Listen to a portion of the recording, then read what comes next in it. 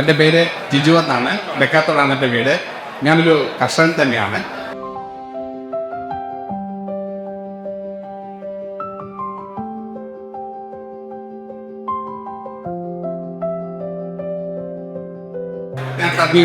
ഇതിൻ്റെ പത്രത്തിലിരിക്കുന്ന ഇവിടെ ഈ വേദിയിലിരിക്കുന്ന എല്ലാ കർഷകർക്കും പിന്നെ ആദ്യമായിട്ട് ബഹ്റൈൻ തന്നെ ആശംസകൾ ഞാൻ അറിയിക്കുകയാണ്. ഓരോ കർഷകരുടെ പുറത്തേക്ക് നോക്കുമ്പോഴും ഞാനും നിങ്ങളും കൊണ്ട് നീക്കൊരു നല്ല ഒരു ബോധ്യം നീക്കും.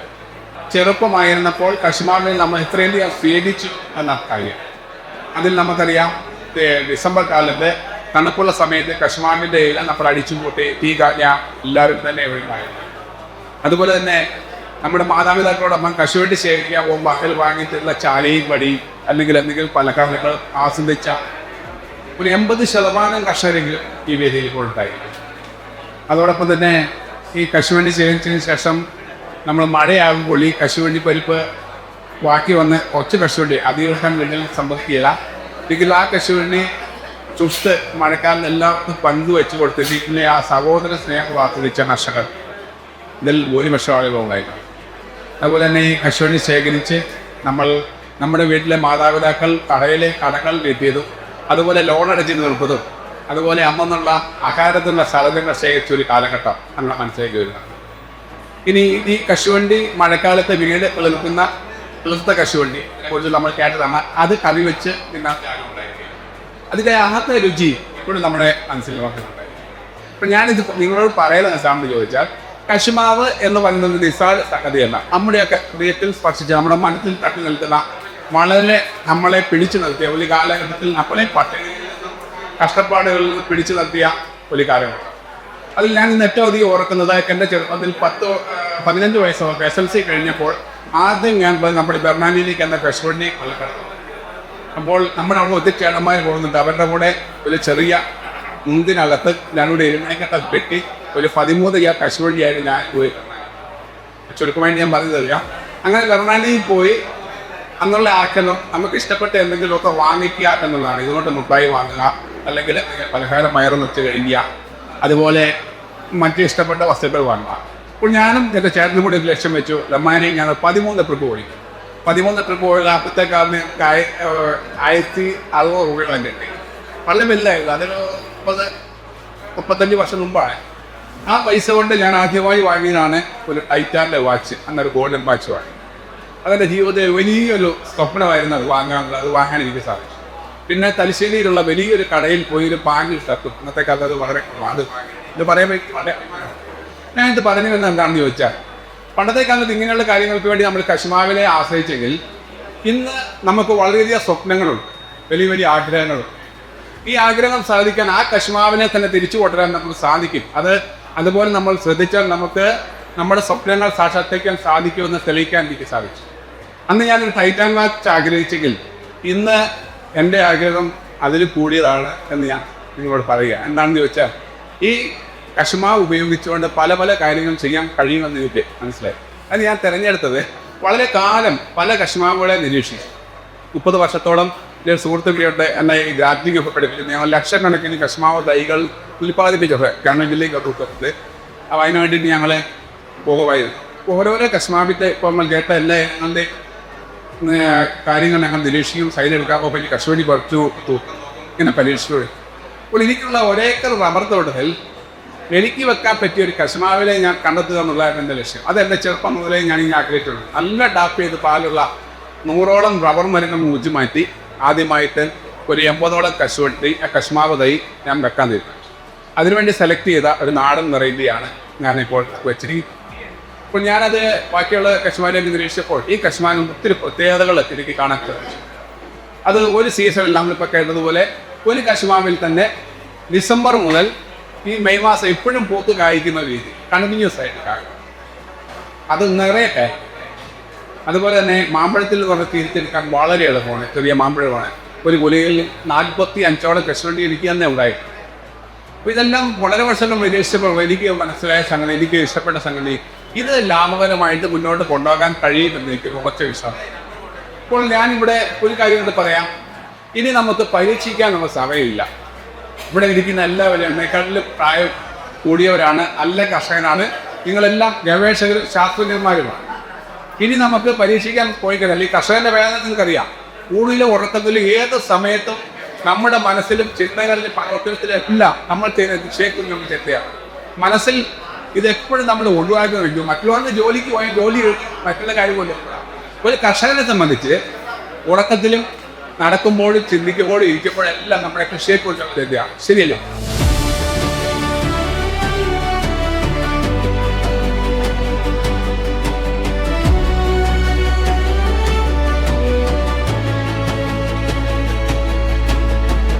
കർഷകർക്ക് എനിക്ക് കരുതെടുക്കാൻ പറ്റിയ കർഷകന് ഞാനൊരു പേര് ക്യാഷ് ടീം എന്നൊരു പേര് ഇത് പരമാവധി കർഷകരിലേക്ക് എത്തിക്കുക എന്നൊരു ഉദ്ദേശത്തോടുകൂടിയാണ് ഞാൻ ചെയ്തത്. വലിയ വരെയൊക്കെ നോട്ടും നിരീക്ഷിച്ച് വളരെയധികം ആളുകൾ കണ്ട് കർഷമാവധി ക്യാഷ് കിട്ടും. ഞാൻ ഇതിന്റെ കുടുംബക്കാർക്കും അടുത്ത ബന്ധുക്കളൊക്കെ കൊടുത്തു. അവരുടെ എടുത്ത് നല്ല റിസൾട്ട് വരാൻ തുടങ്ങിയപ്പോൾ ഞാൻ വീണ്ടും കൂടുതലായിട്ട് ഉണ്ടാക്കാൻ തുടങ്ങി. അപ്പോൾ ഈ കാര്യങ്ങളെല്ലാം ചെയ്തതിന്റെ ഞാൻ ചെയ്ത പരിപാടി എന്ന് പറഞ്ഞാൽ ഈ കശ്മാവധി എടുത്ത് മഹാരാഷ്ട്രയിൽ അവിടെ കൊണ്ടുപോയി അതിൻ്റെ കശ്മാവുണ്ട്. ഇനി അത് കൊണ്ടുപോയി കർണാടകത്തിൽ കുന്താവിലെ മേഖലകളിൽ ഒരു 1000-ഓളം കശ്മാവധി അവിടെ നടക്കും. തമിഴ്നാട്ടിൽ ചെങ്കോട്ടയൊക്കെ പറയുന്ന സ്ഥലത്ത് ദഹീന എന്ന് പറയുന്ന സ്ഥലത്ത് അവിടെയും കേരളത്തിന്റെ പല ഭാഗത്തും ഞാൻ എത്തിച്ചു കൊടുത്തു. പല ആളുകൾ ഇത് വെക്കാൻ തീരുമാനിച്ചു. ഞാനത് ഉദ്ദേശിച്ചത് നമ്മുടെ കേരളത്തിലെങ്കിലും ഈ കശ്മാവിനം കർഷകർ പരിചരിക്കുന്നത് വെച്ച് നല്ല ആദായം കൂടി കൊണ്ടിരിക്കുകയാണ്. 2-ാം വർഷം ആകുന്നതിന് മുമ്പ് തന്നെ 14 മാസം കൊണ്ട് മട്ടന്നൂരുള്ള പുരുഷോത്തമൻ എന്ന് പറയുന്ന ഒരു ചേട്ടൻ്റെ അടുത്ത് വന്ന് 500 തൈ പോയി നല്ല റബ്ബർത്തോട്ടം മുറിച്ചിട്ടാണ് അദ്ദേഹം വെച്ചിട്ട് ഡിസംബർ 13-ാം തീയതി എനിക്ക് കശുവട്ടി പറിക്കുക ഫോട്ടോ എടുക്കുക. എന്നെ 2-3 പ്രാവശ്യം അദ്ദേഹം തോട്ടത്തേക്ക് വെച്ചു. വളരെ ചെറിയ കശ്മാവാണ്, പക്ഷേ മതിശി 6 കിലോ കശുവണ്ടി വെച്ച് ആവറേജ് ഈ 13 മാസത്തിന് ശേഷം ഇപ്പോൾ 16 മാസങ്ങളുമായി അദ്ദേഹം പശുവിന് വണ്ടി ഇപ്പോഴും അതിൽ നിറച്ചില്ല. എനിക്കത് ആ കർഷകനെ എനിക്ക് കണ്ടപ്പോൾ എനിക്ക് വളരെ സ്നേഹം. കൃഷിയെ നമ്മൾ സ്നേഹിച്ചുകൊണ്ട് അതിനെ പരിപാലിച്ചാൽ ഒരിക്കലും നഷ്ടം വരുത്തുകയില്ല എന്നെനിക്കറിയാം. ഇപ്പോൾ ഇവിടെ സ്ഥലത്തിലിരിക്കുന്ന കുര്യാൻവേലിയുള്ള തോമസേടൻ 1-ാം വർഷം നാശം ഒരുക്കിയത് 40-50 കശ്മാവാണ്. കശ്മാവിൽ നിന്ന് ഏതാണ്ട് 5 കിലോ കശുവണ്ടി പറിക്കുന്നത്. ഇതുപോലെ പല കർഷകരും എന്നെ വിളിച്ച് ഈ കാര്യങ്ങൾ അറിയിക്കുക. എനിക്ക് വളരെയധികം അഭിമാനം തോന്നുന്ന സംഗതിയാണ്. എന്താണെന്ന് ചോദിച്ചാൽ നമ്മുടെ കശുമാവിനെ ലാഭകരമാക്കി കൊടുക്കണം. അതിൽ നമ്മൾ ചെയ്യേണ്ട സംഗതി ഏത് വിത്തുകുളം പത്തുമാണ് എത്ര തിരഞ്ഞെടുക്കുമ്പോഴും നമ്മൾ അതിന് നടാൻ ഉദ്ദേശിക്കുന്ന അതിനെ നന്നായി നിരീക്ഷിക്കുക, നമുക്ക് പറ്റിയതാണ് നമ്മൾ തിരിച്ചറിയുക, അത് നടുക. ഒരു കശുമാവ് വെച്ചിട്ടെങ്കിൽ അത് ഞാൻ ഉച്ചമാങ്ങിയിട്ട് വേറെ വെക്കാൻ നമുക്ക് സമയമില്ല. അങ്ങനെ അമ്മയുടെ വർഷത്തിൽ വിളിച്ച് നോക്കി വിളിച്ചാൽ അതിൽ ഒന്നും കഴിക്കില്ല. ഇനി നമുക്ക് പരീക്ഷണമില്ല, മുന്നോട്ട് പോവുക. നല്ല ഇനങ്ങൾ ഏതാണോ നിങ്ങൾക്ക് ഇഷ്ടപ്പെട്ടത് ആ ഇനങ്ങൾ തിരഞ്ഞെടുത്ത് നമ്മൾ ചിലപ്പോൾ നമ്മുടെ വീട്ടിൽ നല്ല വെറൈറ്റികളുണ്ട്.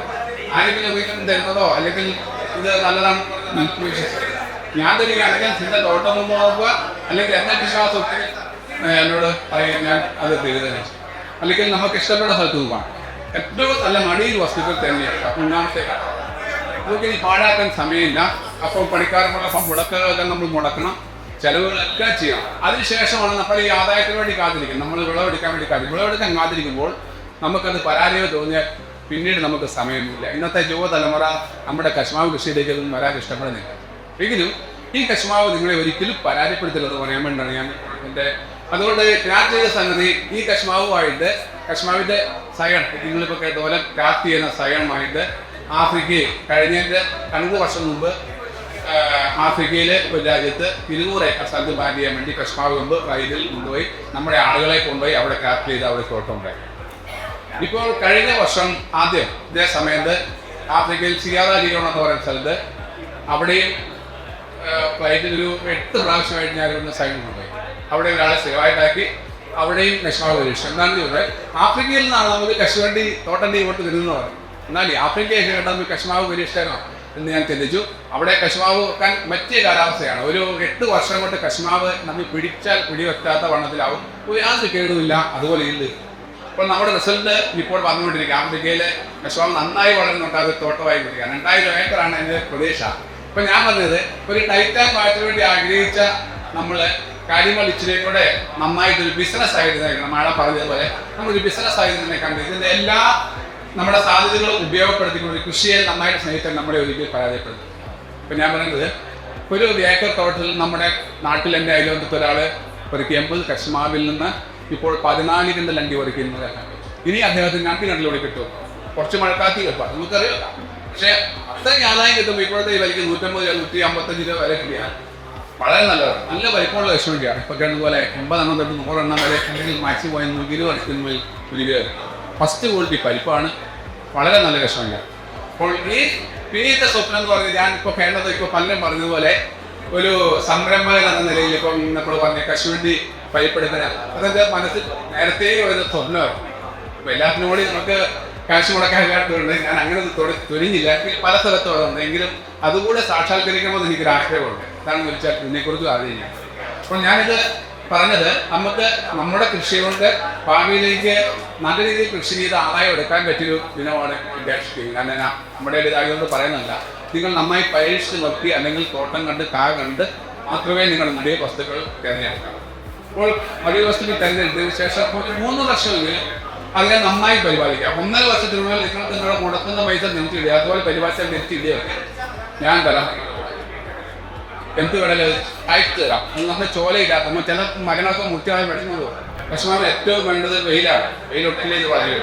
എല്ലാവർക്കും മനുഷ്യരിൽ നെക്കിട്ട ഒട്ടൊക്കെ വെച്ച് കഴിഞ്ഞാൽ അത്രയ്ക്ക് വരില്ല. എന്നാൽ ഇപ്പോൾ ഉദ്ദേശിക്കുന്ന ആദായത്തെങ്കിൽ അതിനെ ആദായ കശ്മാവ് പോലെ കശ്മാവ് വേണ്ടത് പഴയകാലത്തെ രീതിയല്ലേ.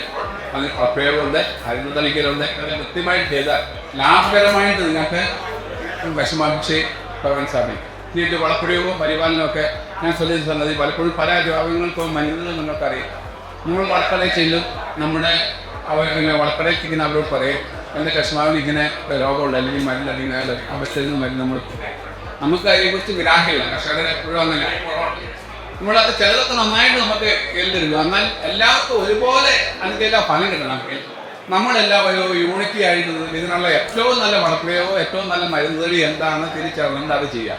ഓരോരുത്തർക്ക് പരീക്ഷിക്കാൻ സമയമില്ലാതെ ഞാൻ പറഞ്ഞത് ഏറ്റവും നല്ല റിസൾട്ട് കിട്ടിയത് നമ്മൾ പങ്കുവെക്കും. പരസ്പരം കർഷകരെ പിടിച്ചെടുത്താണ്.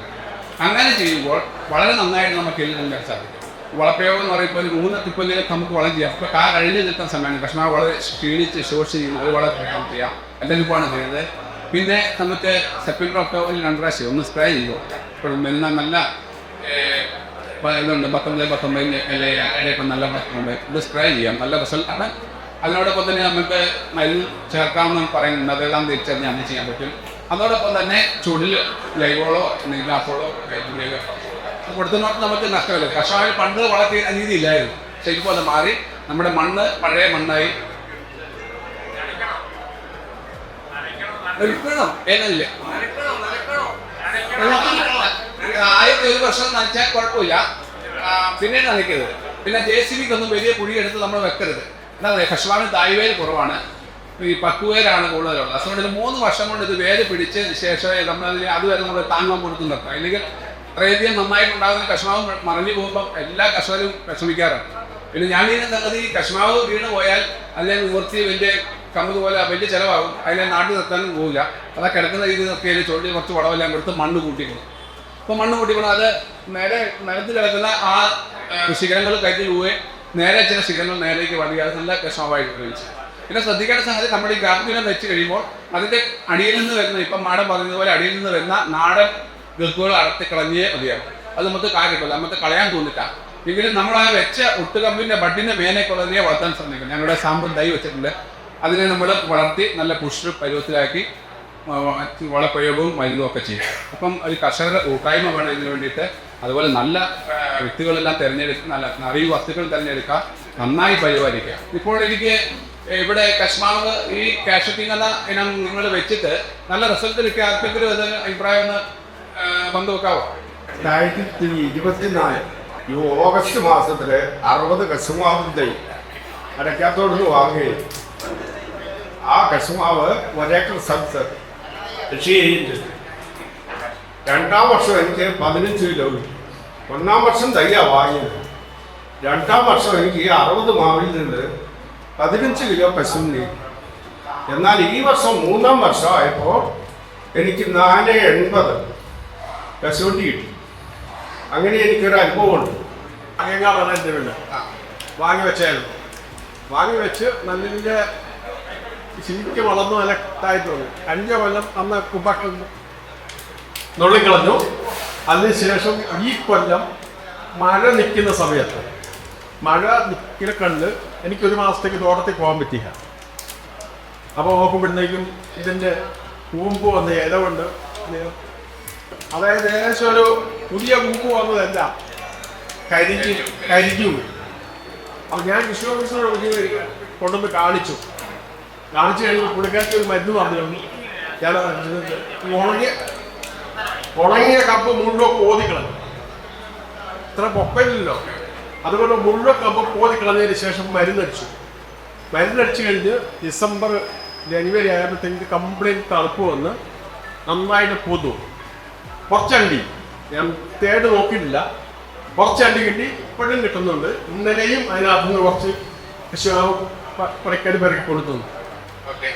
എനിക്ക് കൃഷിയൊന്നും ഇല്ലെങ്കിലും ഞാൻ ഈ മേഖലകളിൽ 35 വർഷത്തിലധികം ഇതിനെക്കുറിച്ച് അനുഭവിച്ചുകൊണ്ട് ആർലഫാം മുതൽ ഇങ്ങോട്ട് ഡിപ്പാർട്ട്മെന്റിന്റെ 1 കോടിയോളം തൈകൾ ഞാൻ ഉണ്ടാക്കി വിതരണം ചെയ്തിട്ടുണ്ട്, ടെൻഡർ ചെയ്തതാണ്.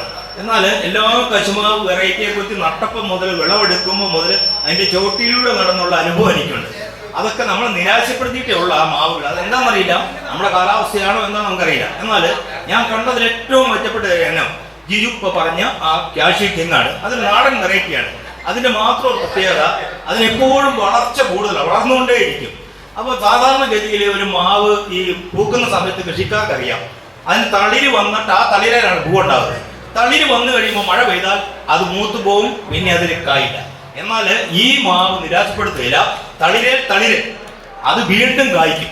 അതുകൊണ്ട് ഒരു ഡിസംബർ മുതൽ മഴക്കാലം വരെ 3 റൗണ്ട് അണ്ടി കഴിക്കുന്ന ഇല എൻ്റെ അനുഭവത്തിൽ എനിക്കുണ്ടായ വ്യക്തിപരമായ അനുഭവമാണ് ഇത്. അത് 2ാം വർഷം മുതൽ വിളവ് തുടങ്ങും. അത് 10 കിലോ 20 കിലോ 30 കിലോ 50 കിലോ വരെ പെറുക്കിയ ആളെ എനിക്കറിയാം. ഞങ്ങൾ പറയാൻ നോക്കണ്ട, ഞങ്ങൾ അവരുടെ നമ്പർ തരാം, അവരുടെ തോട്ടത്തിൽ പോകാം. നിങ്ങൾക്കത് ബോധ്യപ്പെട്ടതിന് ശേഷം ആ തൈ മേടിച്ച് നിങ്ങൾക്ക് നടാം.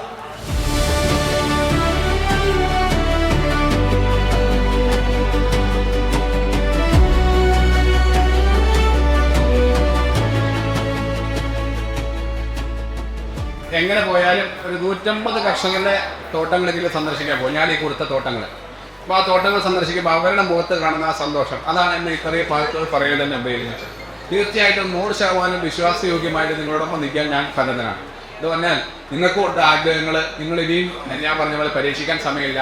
അപ്പോൾ ഏറ്റവും നല്ലത് ഏതാണെന്ന് തിരഞ്ഞെടുത്ത് നിങ്ങൾ എന്താണെന്ന് വെച്ചാൽ നമ്മൾ മറ്റുള്ള സ്ഥലത്ത് പോയി എന്തെങ്കിലും ഇത് വെച്ച് കഴിഞ്ഞാൽ ഒരു 100 കശുമാവ് വെക്കുമ്പോൾ 10 കശുമാവ് നമുക്ക് ഇനം മാറിയിട്ട് കഴിക്കാത്ത എന്തെങ്കിലും എണ്ണമായി പോയാൽ അത്രയും തല നമുക്ക് വേസ്റ്റാണ്.